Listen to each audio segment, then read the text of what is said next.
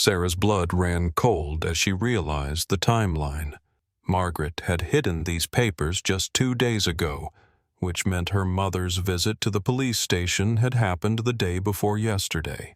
If Harold Brennan really was the dangerous man Margaret believed him to be, and if he had contacts throughout local law enforcement, then he might already know that David Shaw's family was asking questions about his death. Sarah quickly gathered all of Margaret's papers and stuffed them into a large nursing bag.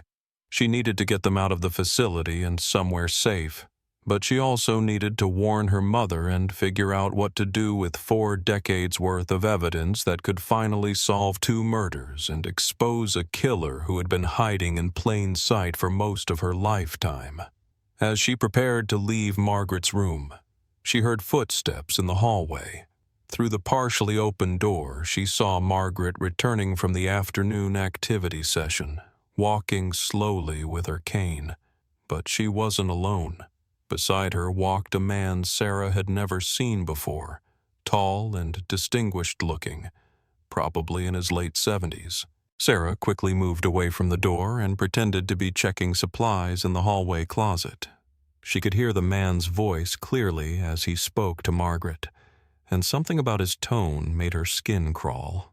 "I hope you're enjoying your time here at Sunset Manor, Margaret," the man was saying, his voice carrying false warmth.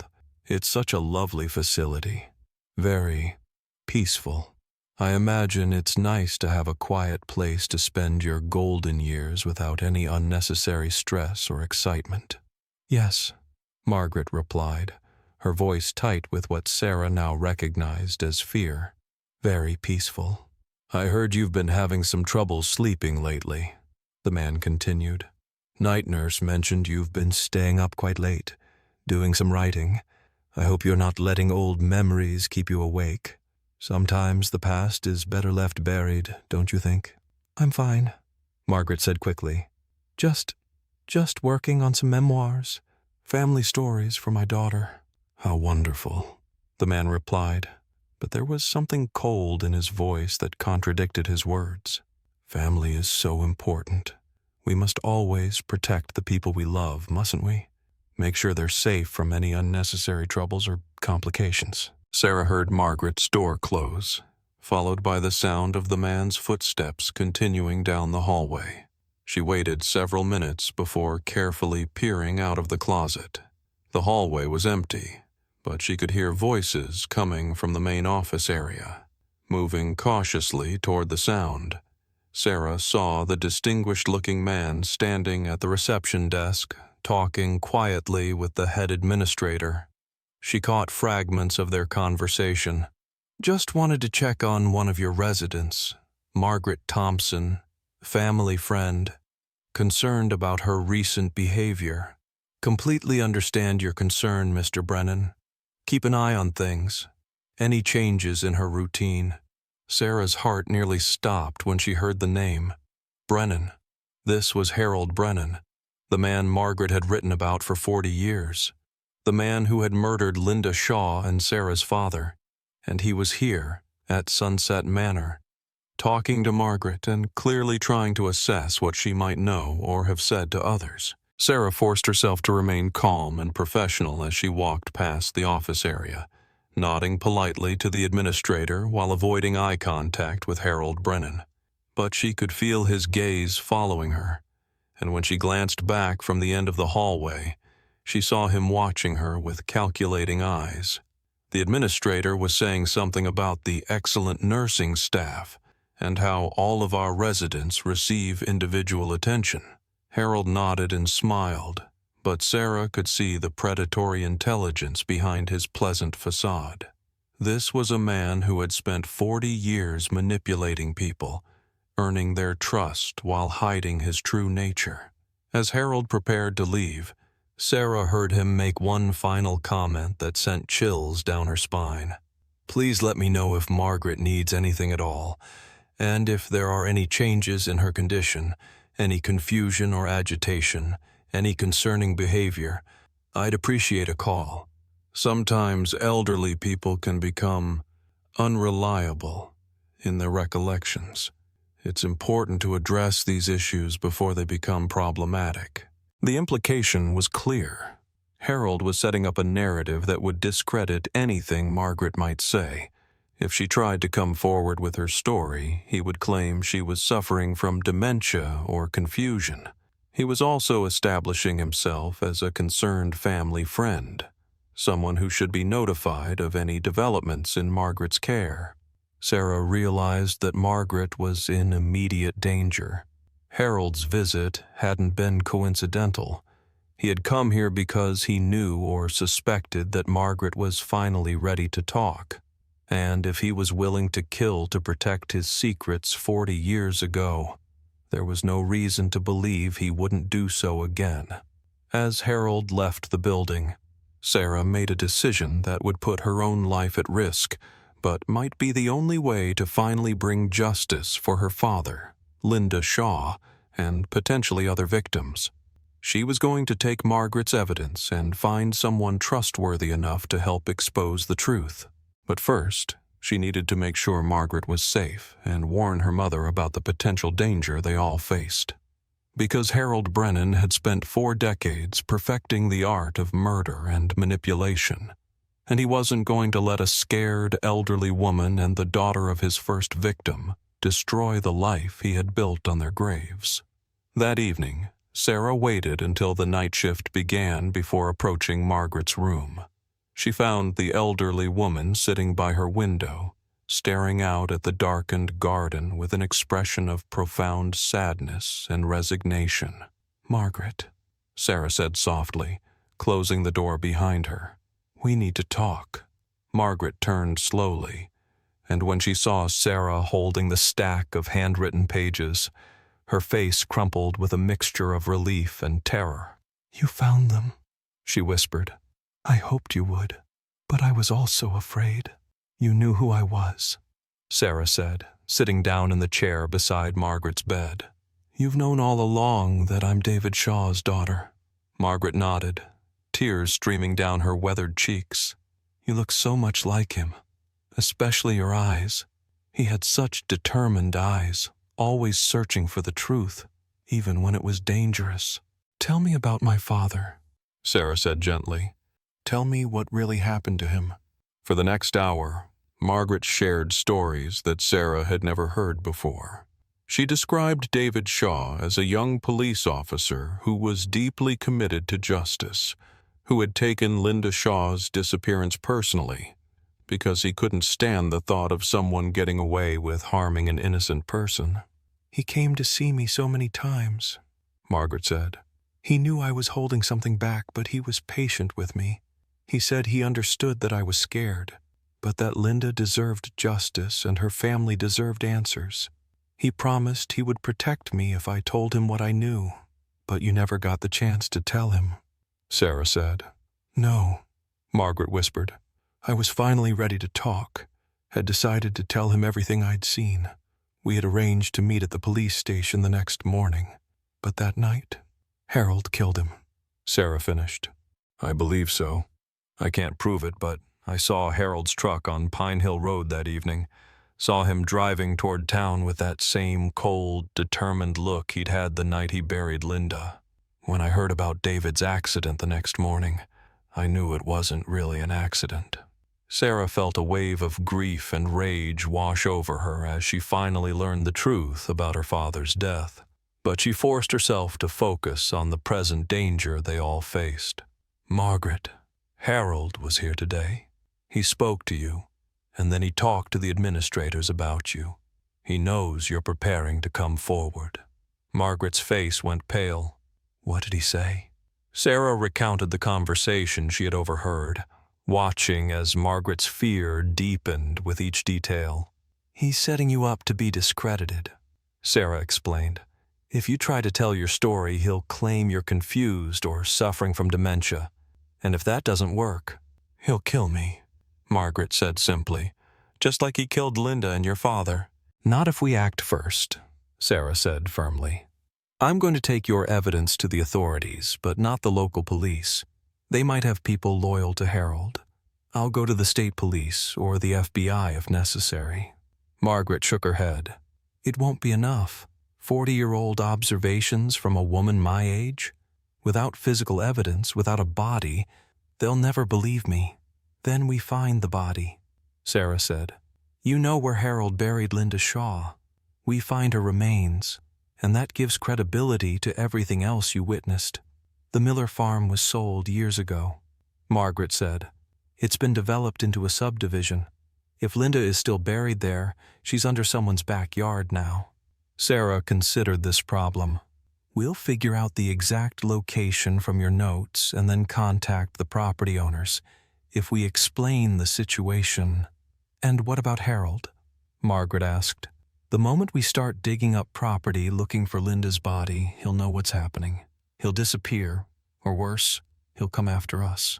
As if summoned by their conversation, both women heard the sound of footsteps in the hallway outside Margaret's room. Sarah looked at her watch. It was nearly midnight, well past normal visiting hours. The footsteps stopped directly outside Margaret's door. Sarah quickly switched off the room's lights and moved to the window, peering out through the blinds. In the parking lot below, she could see a dark sedan that hadn't been there when she arrived for her shift. As she watched, the car's interior light briefly illuminated the face of the driver, Harold Brennan. He's here, Sarah whispered urgently. He's in the building. Margaret's breathing became rapid and shallow. He's coming to kill me, she gasped. I knew this day would come. 40 years I've been waiting for this moment. Sarah's training as a nurse kicked in, overriding her fear. She quickly helped Margaret out of bed and guided her toward the small bathroom attached to her room. Hide in here, Sarah whispered. Lock the door and don't come out no matter what you hear. What about you? Margaret asked, clutching Sarah's hand. I'm going to confront him, Sarah said. It's time someone stood up to Harold Brennan. The footsteps in the hallway were getting closer. Sarah could hear doors opening and closing as someone systematically checked each room. She quickly stuffed Margaret's papers into her nursing bag and positioned herself beside the door, her heart pounding but her resolve firm.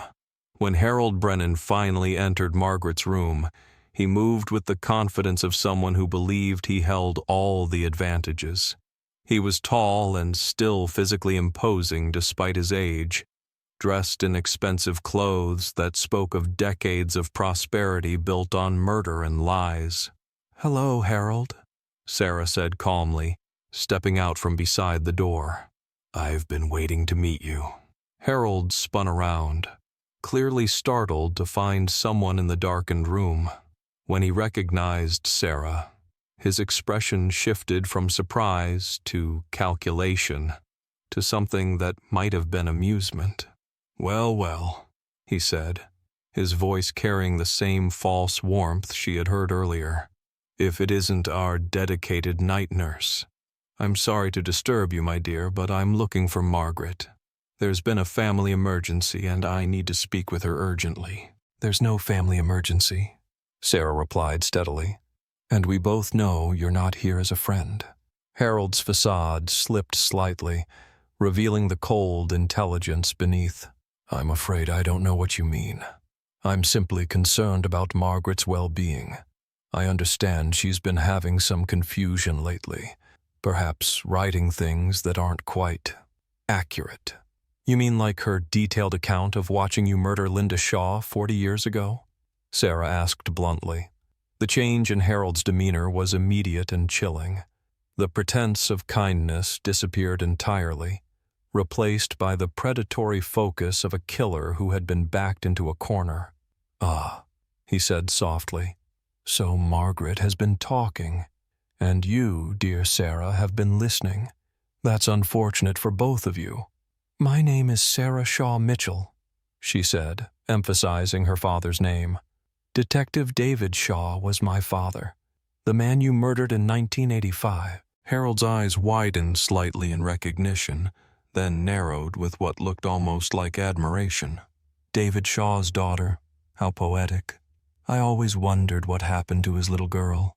You've grown up to be quite beautiful, just like your father was handsome. And just like him, you're too curious for your own good. "Where is Linda Shaw's body?" Sarah demanded. Harold laughed, a sound devoid of any human warmth. "After 40 years, what makes you think there's anything left to find? Time and nature have a way of erasing evidence, my dear." "But not the truth," Sarah said. "Margaret saw everything. She documented everything. And now the whole world is going to know what you really are." "Margaret is a confused old woman whose mind is failing," Harold replied smoothly. "Any stories she might tell would be dismissed as the fantasies of someone suffering from dementia. As for her, documentation, well, accidents happen. Sometimes elderly people fall in their rooms at night. Sometimes they have heart attacks brought on by stress and confusion." The threat was unmistakable. Harold was planning to kill Margaret and make it look like a natural death or accident. "You made one mistake," Sarah said, backing slowly toward the bathroom door where Margaret was hiding. "You assume I came here alone." Harold's confidence wavered for the first time. "What do you mean?" "I mean that while you were busy monitoring Margaret and planning your next murder, I was busy making copies of her evidence and sharing it with people who can't be bought or intimidated." Sarah lied smoothly. "The state police already have everything. They're on their way here now." It was a bluff, but Sarah could see uncertainty creeping into Harold's expression. He glanced toward the window, probably checking for police cars, and Sarah used his momentary distraction to reach into her nursing bag. Instead of Margaret's papers, her hand closed around something else entirely, a syringe filled with a powerful sedative that she had prepared for another patient earlier in her shift. It wasn't much of a weapon, but it might be enough to incapacitate Harold long enough for help to arrive. "You're lying," Harold said, turning back to face her. "If the police were really coming, you wouldn't be here alone trying to protect a frightened old woman." He was right, of course. Sarah's bluff had failed, and now she was trapped in a room with a man who had killed at least twice before, and clearly had no qualms about killing again. Harold began moving toward her with deliberate steps, his hands reaching inside his jacket for what Sarah feared might be a weapon. She knew she had only seconds to act. "Margaret!" she called loudly. "Call the police! Now!" Harold lunged forward, but Sarah was ready. As he reached for her, she drove the syringe into his arm, depressing the plunger with all her strength. Harold roared in pain and anger, grabbing Sarah's wrist and twisting until she cried out. But the sedative was fast-acting, and within moments Harold's grip began to loosen. His coordination faltered, and he stumbled backward against Margaret's bed. "What did you give me?" he slurred, his words already becoming thick and confused. "Something to help you sleep," Sarah replied, massaging her bruised wrist. "Just like you've been putting Linda Shaw and my father to sleep for 40 years. Harold tried to reach for her again, but his legs gave out and he collapsed onto the floor, unconscious. Sarah quickly checked his pulse to make sure she hadn't given him a fatal overdose, then grabbed the phone and dialed 911. As she waited for the operator to answer, Margaret emerged from the bathroom, her face pale but determined. "Is he?" Margaret asked. "Unconscious," Sarah replied. "He'll be fine, unfortunately, but he's not going anywhere." As Sarah spoke with the emergency operator, requesting both police and medical assistance, Margaret walked over to Harold's unconscious form and stared down at him with an expression of profound sadness rather than triumph. "I thought I would feel different," Margaret said quietly. "After 40 years of fear, I thought finally confronting him would bring some sense of peace, but all I feel is tired." "The peace will come later," Sarah assured her, hanging up the phone. "When Linda Shaw is properly buried, when my father's murder is acknowledged, when Harold faces justice for what he's done, that's when you'll find peace." The police arrived within minutes, followed closely by paramedics who confirmed that Harold was stable but would remain unconscious for several hours. While the medical team worked, Sarah found herself telling her story to Detective Maria Santos, a state police investigator who had been called in due to the serious nature of the allegations. Detective Santos listened carefully as Sarah explained about Margaret's 40 years of documentation, about the connections between Linda Shaw's disappearance and David Shaw's death, and about Harold Brennan's attempts to intimidate and ultimately silence the elderly witness. "These are very serious accusations," Detective Santos said when Sarah finished. "If what you're telling me is true, we're looking at multiple murders spanning 4 decades. Margaret has documented everything," Sarah insisted, pulling out the stacks of handwritten pages.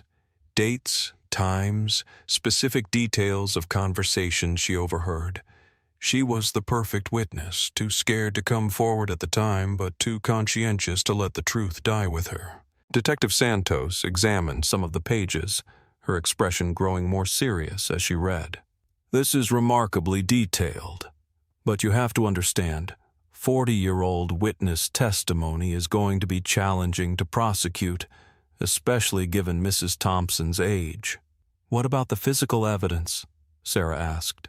"Margaret knows where Harold buried Linda Shaw. If we can find her remains, that would certainly strengthen the case significantly," Detective Santos agreed. "Do you know the specific location?" Margaret, who had been quietly listening to the conversation, spoke up for the first time. "The old oak tree behind what used to be the Miller farm," she said. "About 50 yards into the woods, near a small creek. Harold buried her deep, but he marked the spot with a pile of stones. I went there once, about a year after it happened, just to say goodbye to that poor girl." Detective Santos made detailed notes as Margaret described the location. "The Miller farm was developed into Maple Ridge subdivision about 10 years ago," the detective said. "But if we can pinpoint the exact location, we can get search warrants for the affected properties." Over the next several hours, as Harold Brennan remained unconscious in the hospital under police guard, Margaret told her complete story to a team of investigators. She spoke for nearly 6 hours straight, recounting every detail she could remember about the weeks leading up to Linda Shaw's disappearance, the night of the murder, and the decades of fear and guilt that followed. The investigators were particularly interested in Margaret's observations about David Shaw's death and Harold's behavior in the days following the accident. They promised to review the original accident report and look for inconsistencies that might support Margaret's belief that it had actually been murder. As dawn broke over Sunset Manor, Sarah found herself sitting in the facility's quiet garden with her mother, who had driven through the night after receiving Sarah's frantic phone call. Linda Mitchell, formerly Linda Shaw, listened in stunned silence as Sarah explained everything that had happened. "I always knew something wasn't right about David's death," her mother said quietly. "The police insisted it was just an accident, bad weather and a dangerous curve. But David was such a careful driver, and he had been so excited about some breakthrough in that missing teacher case. He was close to solving it," Sarah said. "Margaret's evidence shows that he suspected Harold all along. If Harold hadn't killed him, Linda Shaw's murder would have been solved 40 years ago." Sarah's mother wiped away tears as she processed the revelation that her first husband had been murdered. "All these years, I thought I was a widow because of bad luck and dangerous roads, but my husband was killed because he was trying to do the right thing. He would be proud of you," Margaret said, joining them in the garden. Despite her exhaustion, she looked more peaceful than Sarah had ever seen her. "Both of you, you finished what he started." 3 days later, ground-penetrating radar located what appeared to be human remains in the backyard of a house in Maple Ridge subdivision. The property owners, a young couple with 2 small children, were shocked to learn that their garden might contain the grave of a murder victim, but they cooperated fully with the investigation. The excavation that followed was careful and methodical, conducted under the supervision of forensic anthropologists and crime scene specialists. When they finally uncovered the remains, there was no doubt about the identity of the victim. Linda Shaw's dental records provided positive identification, and the way her body had been buried, wrapped in plastic sheeting and covered with lime, corroborated Margaret's account of what she had witnessed Harold doing that night in October 1984. Harold Brennan, who had regained consciousness but remained in police custody, maintained his innocence despite the mounting evidence against him. His lawyers argued that Margaret's testimony was unreliable due to her age and the passage of time, and that the physical evidence was circumstantial at best. But the case against Harold grew stronger when investigators began examining other unsolved disappearances in the region. They found a pattern of young women who had vanished over the decades, many of them teachers or other education professionals who might have crossed paths with Harold through his various civic and charitable activities. Most significantly, they reopened the investigation into David Shaw's death and found several inconsistencies that had been overlooked or dismissed in the original accident report. Paint scrapings on David's car that didn't match any fixed objects on the road,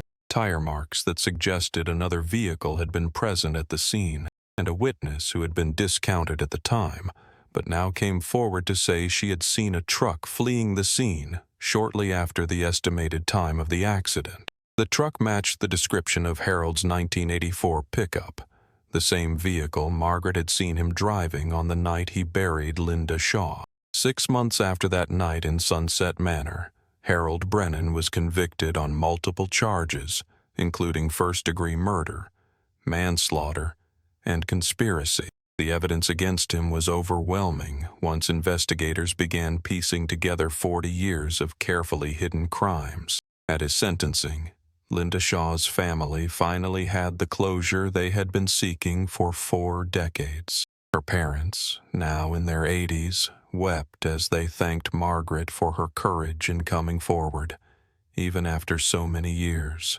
"She never forgot Linda," Linda's mother said, embracing Margaret outside the courthouse. "She carried that burden for 40 years so that my daughter could finally rest in peace." Margaret, now 83 and frail but clear-minded, had become something of a local hero for her role in solving one of the region's most notorious cold cases. But she remained modest about her contribution, insisting that she had simply done what she should have done 40 years earlier. "I was a coward then," she told Sarah during one of their many conversations. "I let fear keep me silent while a killer walked free and good people suffered. I can't change the past, but at least now Linda Shaw can have a proper burial, and your father's sacrifice has been honored." Sarah had taken a leave of absence from Sunset Manor to deal with the emotional aftermath of the case and to testify at Harold's trial. When she finally returned to work, she found that Margaret had made a decision about her future.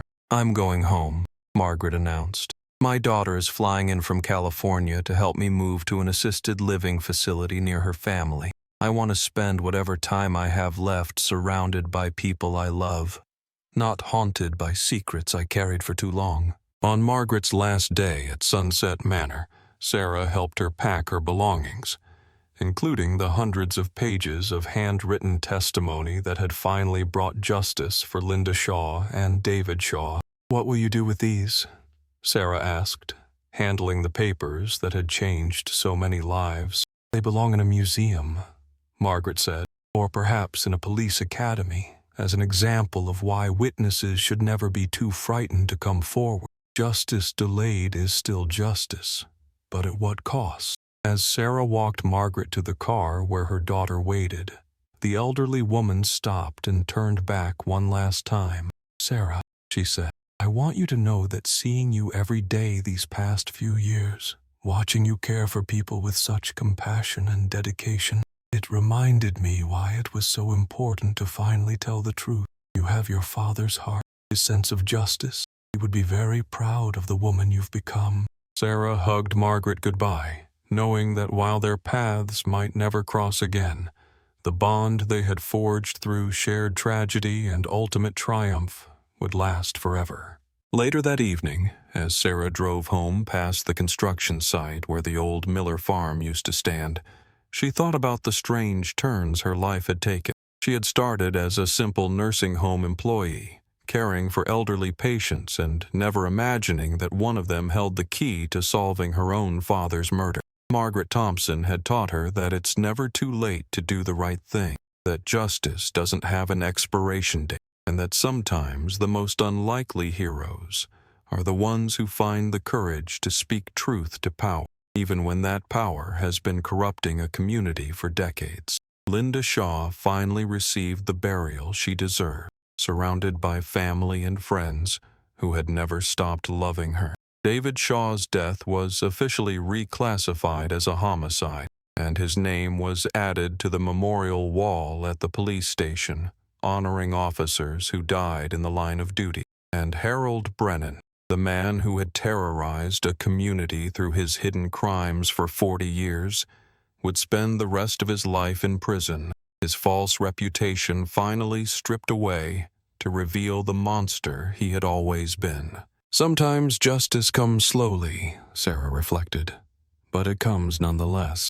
And sometimes it takes the courage of one frightened woman, finally finding her voice after 4 decades of silence, to bring peace to the living and the dead alike. The truth, as Margaret had proven, has a way of surviving even the deepest graves and the most carefully constructed lies. In the end, it was not Harold Brennan's wealth, influence, or cunning that prevailed, but the simple moral courage of an elderly woman who decided that 40 years of silence was long enough.